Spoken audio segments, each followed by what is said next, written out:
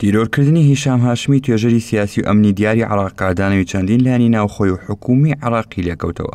لەو چوارچێوەدا مستەفا کاظمی سەرۆکوەزیرانی عێراق ڕاگەیەنراوێکی بڵاو کردەوە و تێیدا ڕایگەیاندووە هاشمی لەسەر دەستی گروپێکی چەکدار لە دەرەوەی یاسا تیرۆر کراوە. ئاماژەی بۆش کردووە هاشمی دەنگێکی پشتگیریکار بۆ لە هێزە ئەمنیەکانی عێراق و بەڵێنی سزادانی ئەو لایەنانەشی داوە کە تاوانەکەیان ئەنجامداوە و ڕایگەیاندووە ڕێگەن هەدەین چیدی کردەوەی تیرۆرکردن بگەڕێتەوە بۆ عێراق.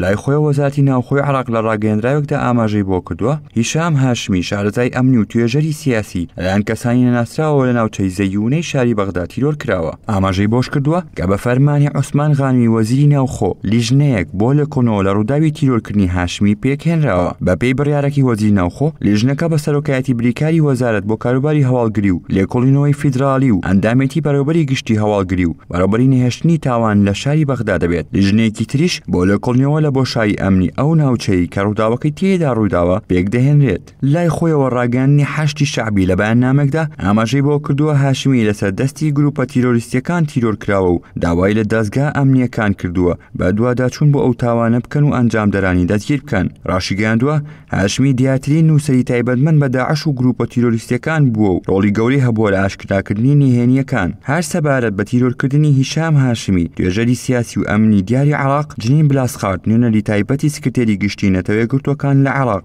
لە بەیاننامێکدا داوای لە حکومەت کردووە بە زووی ئەنجامدەرانی ئەو تاوانە بدۆزێتەوە و تەسلیمی یاسایی بکات. هاوکات عەزەت شابەندەر سیاسەتمەداری دیاری عێراق هۆشداری لە دەستپێکردنی قۆناغی پاشەگەردانی و نەمانی ئاسایشی دوای تیرۆرکردنی هاشمی داوە. هیشام هاشمی توێژەری ئەمنی عێراقی و پێشکەمتر لە سەعاتێک لە تیرۆرکردنی لە هەژماری تایبەتی خۆی لە تۆڕی کۆمەڵایەتی تویتەر باسی لە دابەشبوونی عێراق کردووە و ڕەخنەی لەسەر چەند پێکهاتە و لایەنە سیاسیەکانی عێراق گرتووە و نووسیوێتی دابەشبوونەکانی عێراق پشتڕاستکرانەوە. حیزبەکان دەسەڵات دەیانەوێت باژەوەندەکانی خۆیان لە ڕێگەی دابەشبوونەوە بەدەست بهێنن. ئاماژەی بۆش کردووە حیزبە ئاینیەکان ڕکابەرایەتەکانی نێوان خۆیان گۆڕیوە بۆ ڕکابەرایەتی تایفەگەری. هیشام هاشمی لە ساڵی 1973 لە شاری بەغدا لەدایک بووە. مێژوونووس و توێژەرێکی شارەزا بووە لە بواری ئەمنی استراتیژی گروپە چەکدارەکان دەرچووی بەشی ژمێریاری کۆلیژی ئابووریە و یەکێک بۆ لەو کەسانی کە لە ساڵی 1990 چاودێری چالاکی گروپە ئیسلامی عێراقیەکانی کردووە. ڕۆڵی دیاری هەبوو لە توێژینەوە لە دەستنووسە فقیهەکان و فەرمودەکانی پێغەمبەر درودی خوای لەسەر بێ.